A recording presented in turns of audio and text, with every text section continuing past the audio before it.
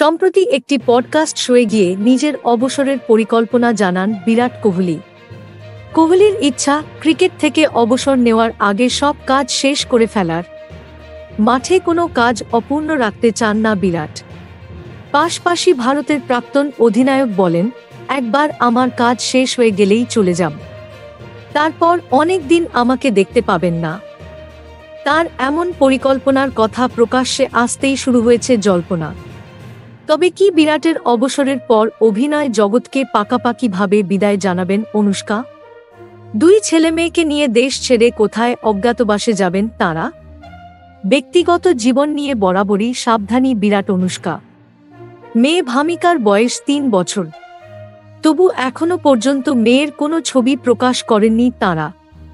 ছেলের ক্ষেত্রে তো জন্মের আগে থেকেই সতর্ক ছিলেন ওঁরা। ছবি শিকারীদের হাত থেকে বাঁচার জন্য অনুষ্কা ছেলের জন্ম দিয়েছেন লন্ডনে।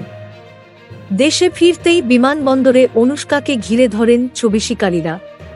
তখনই তিনি বলেন, ছবি তুলবেন, তবে সেই ছবি প্রকাশ করা যাবে না। এক ঝলক দেখান ছেলে অকায়কেও। ছবি শিকারীদের থেকে মেয়েকে সর্বক্ষণই আগলে রেখেছেন কোহলি দম্পতি। ছেলের ক্ষেত্রেও একই ধরনের কড়াকড়ি।